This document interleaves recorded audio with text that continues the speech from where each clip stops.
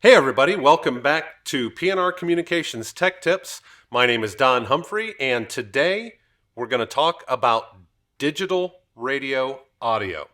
I know, don't quite hit the next button on your video feed yet. I know it doesn't sound like it's an exciting topic, but it's a very important topic to discuss. So, if you're using radios day in, day out, you know that everything's going digital. So whether you're going digital with the Moto Turbo commercial series radios, or you're going P25 digital with the Apex series radios, digital's here to stay. Now, there's differences in the audio between an analog radio, which is what we used to use, and the new digital. But the trade-offs that you get with digital, it's you either have it or you don't. So the days of static are gone. Of when you got further away from the tower, the static would just get louder, or what we like to call the signal to noise ratio would get louder, and it'd be more difficult to hear, and you'd have to repeat things for your dispatcher 2, 3, 4 times just so they could hear what you were saying through all the static. So in digital, we don't have that static. Once you get outside, too far outside of your coverage area, you just lose the coverage. But all the way up to that border, if I key up and talk on my radio, then I'm going to have the same quality audio transmitted across the airwaves as I did whether I'm standing right next to the tower or that far out. So digital audio is different, and I want to show some tests just to show you, A, the difference between analog audio and digital audio, but B, how the proper technique and how you use the microphone accessories for your two-way radios make all the difference in the world to make sure that you can be heard and understood.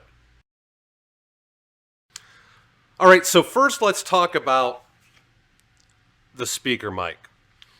This speaker mic, which some people call it a shoulder mic, Motorola likes to call it an RSM for remote speaker microphone. It's got a clip to clip onto your clothing, whether that's a police officer's epaulet or if you have a purpose-built loop on your shirt that it can clip onto some type of leather gear, whatever it might be. Holding this the correct way and using it to speak into it the right way is critical if we're going to get the best experience in digital. Proper technique is critical in any two-way radio scenario, but it's even more critical in digital. So just learning a few key things can make all the difference when it comes to the audio quality. So when this is up here on my shoulder and I grab it like this, now I've basically put a muzzle on my remote speaker mic. Okay, so I'm going to hold this up to the camera, and look how little of the actual microphone we can see in this scenario here. Now, if I take my hand away and we look at this microphone, okay, we see right up here, right underneath the M and the O right here, that's the actual microphone opening on this particular speaker microphone. So A, whatever microphone that you have, look around and try to figure out exactly where that microphone is. Now, the second thing that I notice, especially with this microphone, is this microphone likes to not have anything covered. Even if I'm covering up the speaker grill down here and my microphone is still exposed, it doesn't like that. You get muffled audio, and I'm going to demonstrate that for you here in a minute. Proper remote speaker microphone technique is kind of a horseshoe, okay? However you want to do it, if you want to, put your fist around the cable and bring your thumb up so that you just get one finger low, the thumb up high, and now I can talk. Now, in the demonstrations that I'm going to play for you momentarily, the first two that I did looking just like I'm looking straight at you guys in the camera right now with the microphone right here on my shoulder. I made no effort to turn my head towards the microphone, and obviously made no effort to look the other way either. But straight ahead, and the audio, I thought, then again, I'm a little biased because I do have a great voice. The audio was great. Now, when it got sketchy is when I moved my hand up a little and grabbed it with bad technique. So I'm covering the speaker grill. I'm not even maybe covering the microphone, but these microphones have a lot of times they have multiple mics in them, and Motorola has designed them with the right amount of space inside so that audio can breathe a little bit, for lack of better terms. So horseshoe like this, or just kind of one finger low, try to keep off the grill, thumb up high here. That would be perfect technique for this microphone. Now, just for comparison, I've got another microphone here. It's another model, and both of these microphones are for our commercial, or what we call our professional level commercial radios, which are the Moto Turbo.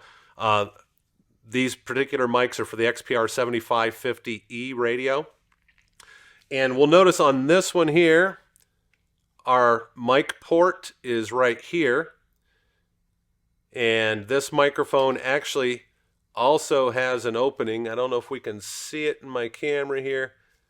There we go. We also have a couple of openings here on the back. So some of these microphones try to do some noise cancellation, which requires two microphones, one to capture your voice, the other one kind of capture the ambient noise. So it tries to cancel those out. So now that we got correct technique, all right, let's stay off the speaker grill. Let's just try to grab and use the thumb the way it should be. And even talking the way I'm talking now, we should get good audio. So I'm going to run a couple of tests for you and show them here to you on the screen and listen to those. And I think you're going to agree that, yeah, digital audio is different, but with the right practice and technique, it can be just as good, if not better sometimes, than analog. Okay, for the first audio test, I had this speaker microphone on my shoulder, had a good, proper technique grip, facing straight ahead, not looking at the microphone at all. I keyed up, and this is what we got. 36 headquarters, traffic stop on a red Pontiac. Adam Boyd Charles, 1234. Adam Boyd Charles, 1234. Okay, for this second audio clip, my microphone technique was just like this. Most of the microphone grill covered, still on my shoulder, still facing straight ahead, not looking at the microphone at all. And here's what we got. 36 headquarters, traffic stop. Adam Boyd Charles, 1234. Adam Boyd Charles, 1234. All right, now that was quite a difference between the good technique on the speaker microphone versus the bad technique. Now, in the good technique, my voice was crisp, clear, easy to understand. There was no question as to what I was saying. In the bad technique example that I played, very muffled, compressed, not as easily understood as the first example. So when it comes to talking on any radio, but especially digital radio, technique is everything. Okay, now here's a comparison of analog audio versus digital audio. 36 headquarters, traffic stop on a red Pontiac. Adam Boyd Charles, 1234. Adam Boyd Charles, 1234. 36 headquarters, traffic stop on a red Pontiac. Adam Boyd Charles, 1234. Adam Boyd Charles, 1234. Okay, so now you've heard the difference between the analog and the digital. And I know you've spotted the differences right off the bat. The analog has more dynamic range. You can hear the unique timbre of my voice, so to speak.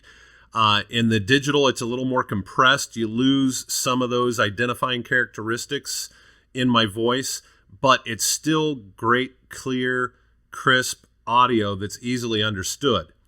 Now, if you didn't hear it that way, and I've got to tell you, it sounded like great audio to me, But then again, I've been listening to digital audio since 2008 when I got into the radio business. And what we found with most customers is after a couple of weeks of transitioning from analog to digital, you adjust for it.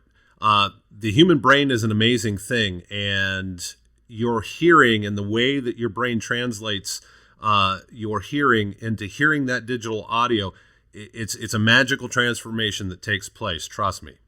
Now, I know there's purists out there that are just saying, absolutely no way, I don't want digital.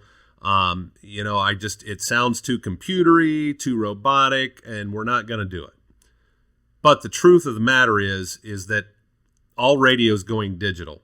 Now, there'll still be some analog radio out there. Don't get me wrong. But the efficiencies that we pick up by going to digital radio, the fact that we can do on the same channel, we can do GPS, we can do messaging with texts, we can do all kinds of data functions alongside that voice. That's really the beauty of the digital platform. So we're sacrificing a little bit on the audio quality, but it just sounds different.